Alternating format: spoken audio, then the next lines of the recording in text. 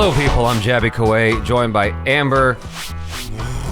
I don't know how to say your last name. It's Trujillo. Trujillo. Yes. Trujillo. I'll get it right by the end of today. Trujillo. Ambre Trujillo is on, I found her on Instagram, and she just talks about space stuff all day long, every single day. I don't shut up. So if you're super into astronomy and stuff like that, and just the conversation therein, follow Ambre on her social media. That's why she's here today to talk about some space stuff with Jaby KOAY. We're looking at Unveiled, the multiverse in Hindu cosmology. I thought this would be a fun video to do. I have no idea about its accuracy or whatever, so don't at us in the comments. It's just like a cool video I found, and I want to do space videos with Ambre. So if you enjoy the video that we're about to watch, click on the link in the description below, and from there you can subscribe to their channel and give the original upvote. Let them know Jaby sent you. Also, while you're subscribing to stuff, subscribe here, bell icon, all notifications, and vote this up to let YouTube know you're enjoying what you're watching. All right, let's jump into this. Yes, I'm so excited. The universe is a vast and complex place that in many ways we still don't understand.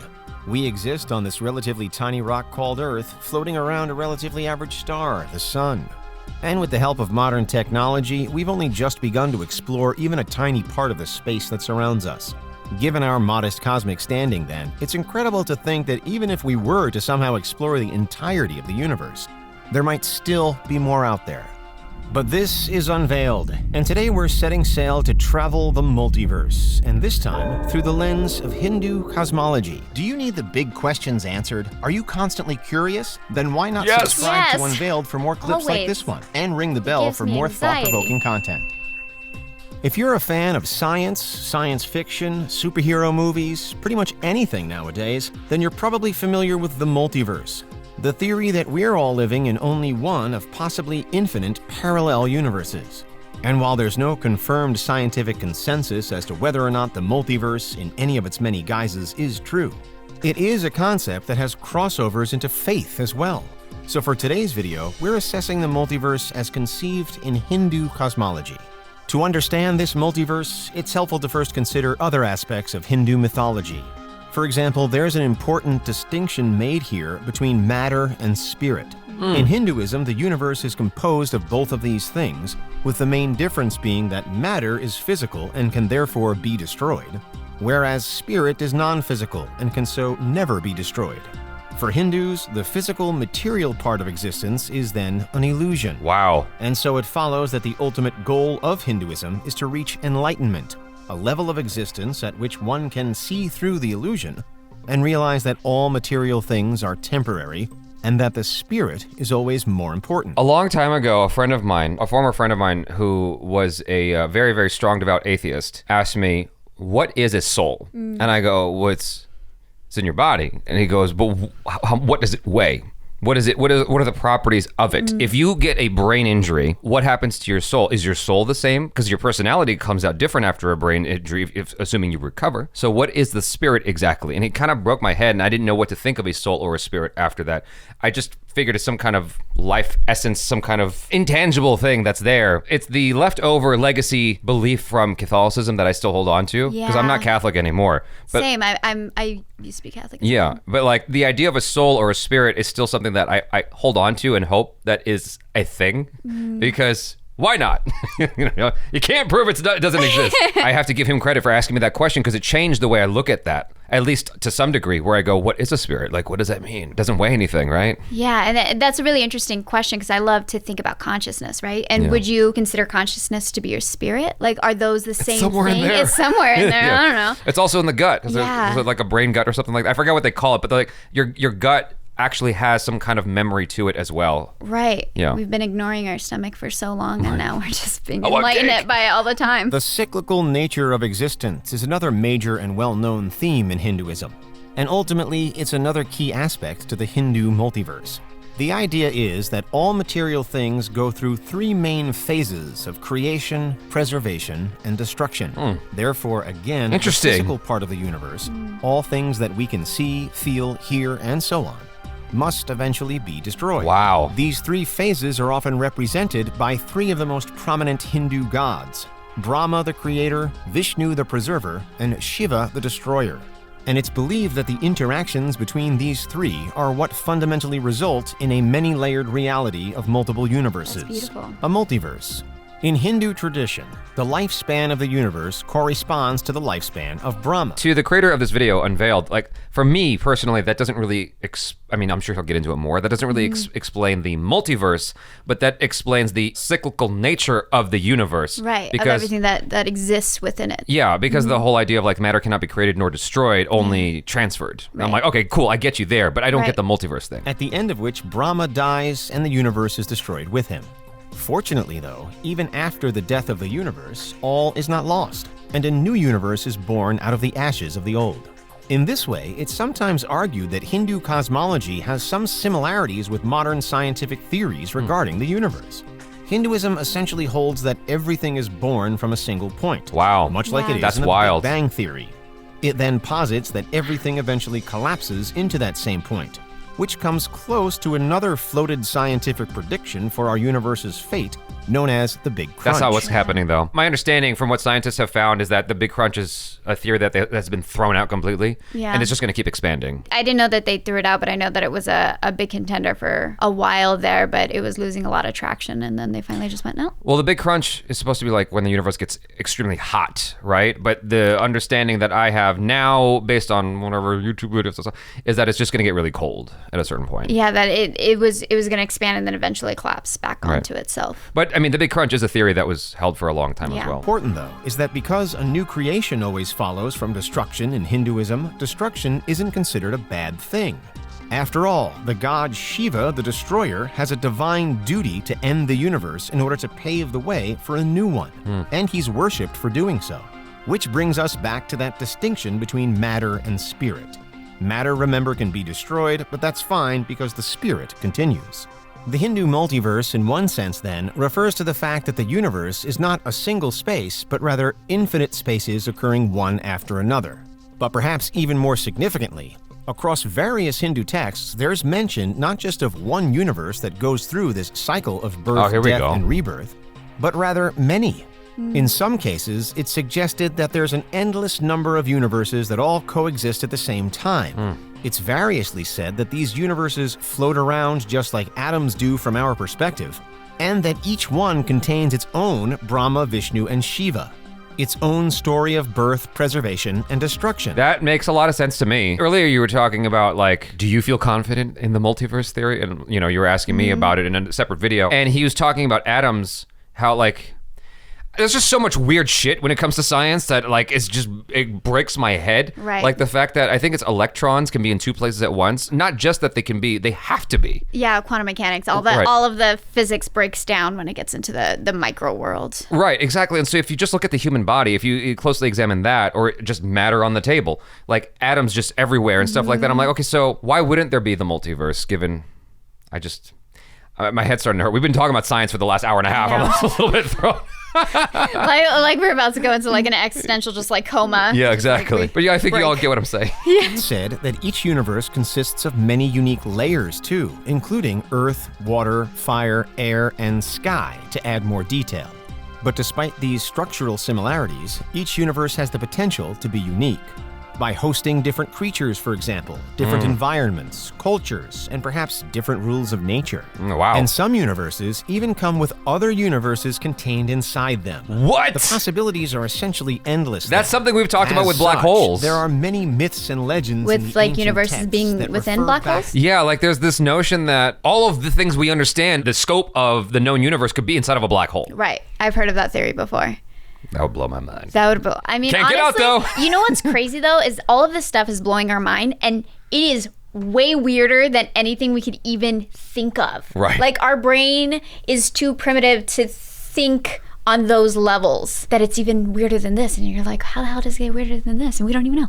It's so exciting. No, I feel you. It is crazy. Myths and legends in the ancient texts that refer back to the multiverse, making use of the many, many variations that it offers. So now we have the idea that each individual universe is moving through a repeating cycle from birth to rebirth, and the idea that this is happening across countless multi-layered, multiple universes that exist on a higher level. You'd perhaps think that the structure of reality must end there, but there's one final concept to incorporate. In the ancient texts, the Puranas, the mythology goes into detail about 14 further worlds, or lokas, that also contribute to the multiverse total. There is some debate as to whether lokas are intended to be taken literally as physical realms or if they're meant as symbolic representations of different levels of consciousness, but in either case, they play a major role. The lokas are located on different planes of existence, with 7 forming the heavens, or upper worlds, and 7 forming hell, or the underworlds. Those belonging to the upper worlds are known as the Veeritis, and the highest of all of them is the Satyaloka, which is held to be the home of truth and is also where Brahma is said to live. The upper lokas then descend through various levels, all containing various supreme and good deities, until we get back to Earth, which is the first and lowest of the upper worlds. From here, though, we can descend further into the lower 7 lokas, which are called the Pataulas. At the lower stages, we encounter various demons and malevolent forces, until we finally arrived at the lowest and worst level, the Nagaloka. It sounds similar to Catholicism for me. Or, not Catholicism, but Dante's Inferno. It's like the 7 realms of hell. Yeah. I don't know if that's Catholicism or just made up because it's art. Yeah. I'm confused how you level up, though. It's just the next step. It's not from good deeds or anything like that. Exactly. Did I miss that? I'm like a video game, right? It's like a video game. How do I get to the next level? The move from top to bottom of the lokas, then, is a journey from wisdom and enlightenment to immorality and sin. Yeah, it's like Buddhism. And with Earth situated... okay. Before I get roasted in the comments, I understand that Buddhism is derived from Hinduism, so please. I learned about Buddhism just a tiny bit before I learned anything about Hinduism. I don't really know much about either, and I'm just learning about it, and it's fascinating. Yeah. I love learning about this. Wisdom and enlightenment to immorality and sin. And with Earth situated close to the center, it's easy to see that the lesson contained here is that we, mere human beings, can wind up rising or falling depending on the actions we take during our lives. So now we have a full and rich picture of the Hindu reality. Let's recap. First, there's the idea that the universe moves through a cycle of births and rebirths, producing new universes every time. This cycle is guided by the gods Brahma, Vishnu, and Shiva, and carries on indefinitely. Second, we have the idea that this cycle is happening across endless universes, not just this one, that exist on a higher plane of reality. These multiple universes are many-layered and are self-contained. Third, and finally, inside each of these many cyclical universes, there's a fundamental structure of lokas, split across 14 levels in total. Earth itself is in the middle, but there are many other realms above and below Earth, too, the highest of which promises peace, the lowest of which promises torment. For the most part, the myths and legends Catholic suggest in that way. that traveling across the multiverse is difficult, if not impossible. And many of those who do achieve it only do so with the help of at least one divine being. But to finish, we'll again highlight the distinction made at the top of this video between physical matter and the non-physical spirit. When considered against the backdrop of the multiverse, we encounter the possibility that the spirit can go to places that are otherwise impossible for our physical bodies to reach. We're imbued with consciousness, imagination, and emotions like love, fear, and hope. It's these that color or cloud our experience of life. And it's perhaps through these that we can gain a greater understanding. The multiverse in Hindu cosmology is perhaps then as much a spiritual concept as it is a physical one. There are elements of it that share similarities with emerging theories in physical science, yes, but to truly explore this particular version of the multiverse, you must prepare for a journey deep into your soul. Navigate that journey well, and enlightenment can be yours. I think this video is awesome. I don't know how accurate it is, like I said at the beginning, but it certainly does feel quite enlightening if it's accurate to Hinduism and, the cosmology and whatever. This definitely has me curious about astral projection. I've never done that. Okay, can I tell you something? It's crazy, and by the way, I want to say I'm a very scientific person. I live in the logical realm, probably too much. I'm way too analytical. But have you ever had sleep paralysis? Yeah. Oh my God, I've had it so many times. And people talk about, I've never done anything like astral projection, but it's like in that same realm of weird stuff that your brain does. Yeah. Which is also a thing that we know nothing about. Because we as humans only perceive the world based on what our senses give us. We see this little tiny bit of the spectrum. Everything else is invisible, and we have to build technology to see, all the other types of light and everything. We have such limited senses. However, I'm not saying that, there's all of these other worlds, but We don't know. And it blows my mind. But you were going to say something about astral projection because my brain is super ADD and I will just rant. It's a problem. No, it's all good. I have ADHD, I think. At least a chart tells me I do.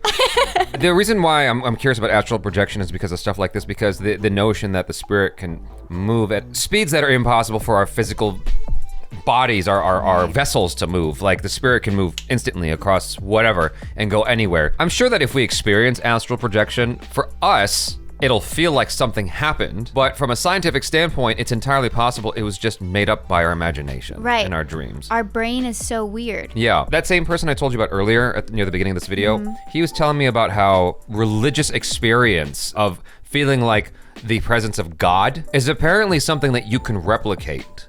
Where if you have these electromagnetic rods or something like that, you can put it over a certain part of the brain, you will feel the presence of God. Whatever that feeling is of enlightenment or whatever, you can actually induce that through scientific experimentation. But I challenge that and go, yeah, okay, that might be there and all that. Maybe God put that there so that like it's his way of accessing you and letting you know, hey, I'm here. What's up? Yeah. You know, there's different ways to look at it. I was watching the stand-up comedy video the other day. It's called #blessed. And it's this doctor who's a very, very devout atheist. He's all about science and all that stuff and medical, whatever. He got frustrated because he helped save this person's life. And she went on social media and said, you know, thank Jesus or thank God. And so he got frustrated. He's like, Jesus wasn't there. I was there. Right. And so were all the doctors. And she goes, yeah, but Jesus was acting through you. God was acting through you. And I'm like, that's a really good religious response. He's a stand-up comic who used to be a doctor, and he's like, look, that's super frustrating because if the surgery went wrong, then you're blaming the doctors. Right. That's his big gripe with it. I was just trying to like counter myself, basically.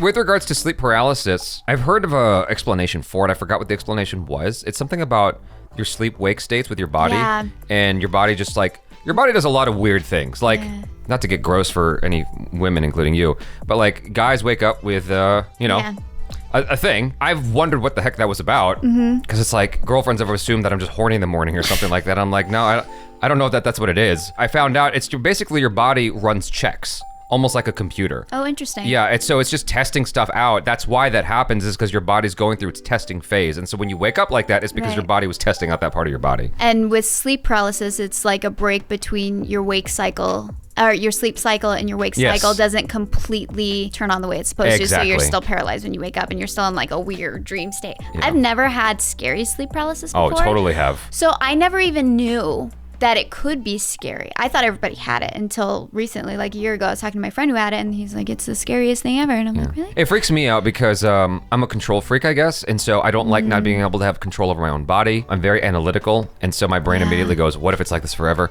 There's all kinds of stuff, you know, and I don't like that feeling of not being able to move. It freaks me out. There's supposedly a way, I forgot what the technique was. I haven't had that in a long time. Now that you said it, I'm gonna probably have it tonight, which is gonna piss me off. I'm gonna be so mad at you when there's supposedly a technique that you can do to get yourself out of it. I forgot what it was though. I'll have to look it up later. So I've had it since I was a kid. I haven't had it for like 3 years now, but I know when I'm having it because it's very visceral. It's like pins and needles. So I'm like, okay, I'm falling into sleep paralysis. For me, if you just move, it breaks you out of it, but sometimes it's hard. It's really hard to move. There was one time though that I flipped over and I didn't break out of it.